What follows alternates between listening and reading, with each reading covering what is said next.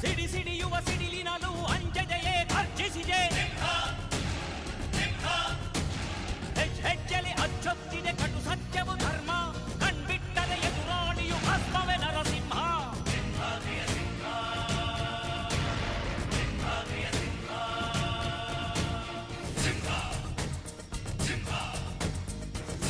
ಇದ್ದಾರೆ ಅಂತೇಳಿ ಮನೆಯಲ್ಲಿ ತಾಲೂಕಿನ ಜನ ನಮ್ಗೆ ಬೆಂಬಲ ಸೂಚಿಸಬೇಕು ಅಂತ ಹೇಳಿ ಮೊದಲನೇದಾಗಿ ನಿಮ್ಮಲ್ಲೇ ನಾನು ಪ್ರಾರ್ಥನೆಯನ್ನು ಮಾಡ್ತಾ ಇದ್ದೇನೆ. ಬಂಧುಗಳೇ,